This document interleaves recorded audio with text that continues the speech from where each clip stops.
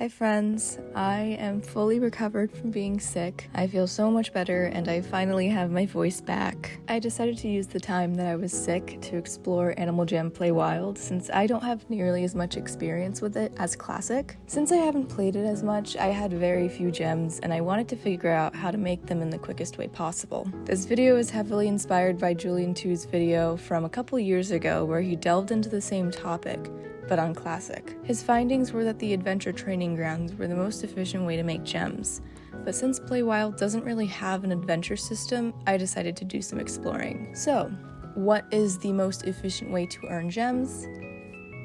It depends. It's gonna be slightly different for everyone, so I'm just gonna share what worked for me. Obviously, you can sell and recycle items, but sometimes that isn't enough. So I turned to minigames next. I had a couple criteria that the game needed to fulfill. 1. The game must award a lot of gems per second. 2. Random chance must be kept to a minimum in order to keep reward rates as consistent as possible. And 3. The game shouldn't require a crazy amount of skill. This rules out quite a few of the games. And after playing the games that were left over for far longer than I should be, I found that grinding level 39 of Block Break awarded me the most gems per second, while also minimizing the amount of effort I had to put in. The most efficient method for me might not be the most efficient for you, but I'm going to explain my reasoning and it might help find a good method for you. My first bit of reasoning is that level 39 of Block Break has a really good gem payout for the amount of time that it takes to play it. As long as you don't drop the ball at any point, you'll earn about 1,000 gems for every playthrough, and I typically average about 1.5 to 2 minutes each time, which is about 8 to 11 gems per second. If you get lucky with power-ups, you can get your time down to a minute and you'll earn a whopping 16 gems per second. My second reason is that there aren't too many random elements in this game. The only ones that I can think of are the distribution of power-ups and the phantoms. You could argue that the game physics are random as well, and to a certain extent they are, but not enough for me to feel like it has a powerful impact on the gameplay. The only random factor that I feel has any significance are the power-ups. Like I said before, if you get lucky you can reduce your time by up to 50%, but even without them, you still earn about 8 gems per second, which is really good compared to other games and even other levels in Block Break. And finally, I personally find this game to not require much skill. Again, that might not be the case for everyone, but I find that as long as I position the paddle under the ball, the game takes care of the rest because there isn't really a mechanism for aiming. I mean, you can sort of control the direction of the ball based on where the ball hits the paddle, but it's not enough control to aim super accurately. Occasionally the ball will drop, and if I'm not already too far in the game, I usually restart because dropping the ball can sometimes cut into your gem earnings and give you as little as 500 gems per playthrough, and it also terminates whatever power-ups are in effect. As for power-ups, I recommend using the following.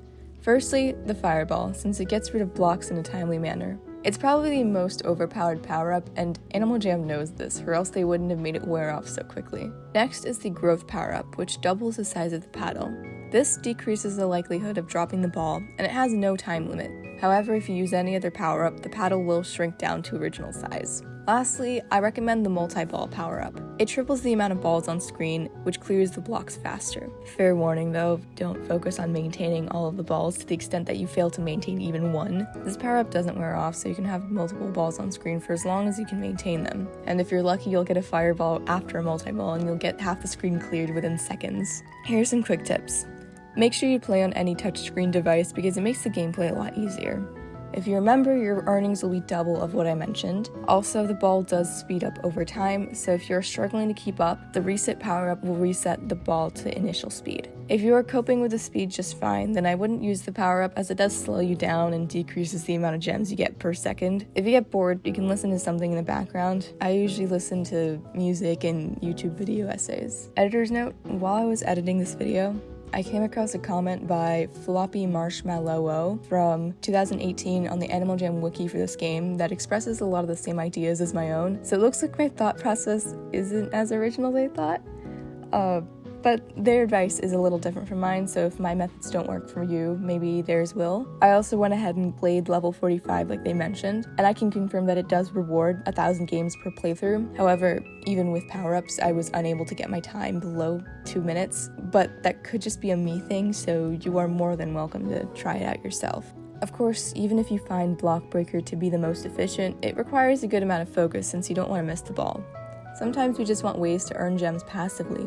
So here are some methods that aren't very time efficient, but they're definitely energy efficient. The most obvious one is best guess. If you follow the crowd, you usually end up getting the answer right. If you're looking for something even more passive, you can just stand on one side, leave the game running, and you should get about half the questions right. Just make sure to wiggle the mouse every once in a while so you don't get logged out. Another low effort method is to play touch pool. To minimize effort, you can just go for the creatures that don't try to swim away from you when you touch them. I usually play this while I'm watching a movie to keep from getting bored. The last passive method that I suggest is to camp multiplayer games, specifically Jamaa Derby. You can actively play the game if you want, but if you don't, you will still earn at least 35 gems per race, and you are automatically put in the next race without needing to perform any actions, unlike in other multiplayer games like Falling Phantoms. Because of this, you can just leave Jamaa Derby running and do something else. Hopefully there was something in this video that was a good takeaway. I'll definitely continue to look for more time and energy efficient methods, and if there's any other efficient methods that you know of, feel free to share them. That'll be it for today.